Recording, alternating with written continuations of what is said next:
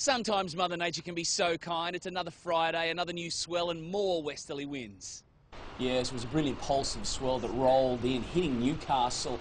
Combined with the northwesterly winds, it was just a cracker of a day in the surf. It was a solid 1.5 metres out there on those sets. Backed off by the end of the day, even though it remained clean until lunchtime. We had a sea breeze that kicked in, and that was the same right along the entire coast, pretty much. Let's head further north now. We're going to Park Beach here at Coffs. It was a little bit bumpy, also affected by the sea breeze, but a solid metre, even a little bit more every now and then. Probably the pick of the week so far. So it was a lovely day in the water, which is really comfortable up and down the coast. It's already starting to warm up amazingly for this time of the year.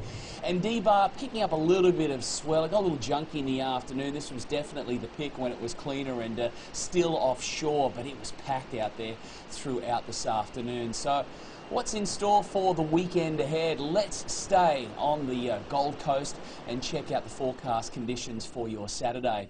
Well, the winds northwest, then we'll probably see the sea breeze switch to the northeast as well. So those southern corners probably going to get a little bit bumpy, but there's not going to be much swell. It's really going to die off quickly, and that's the theme for the entire coast. The morning session, probably not bad. That low tide is at about 10 past 10, so the early morning session is probably the pick, making the most of the swell that is going to abate, and abate fast right across the weekend. Northwest to northeasterly winds also expected on the mid-north coast, and this is where it's going to start getting quite strong throughout the day. The strong wind warnings are still in place further south. The swell very, very small throughout tomorrow. It'll be amazing how quickly it drops off, combined with those strong offshore winds.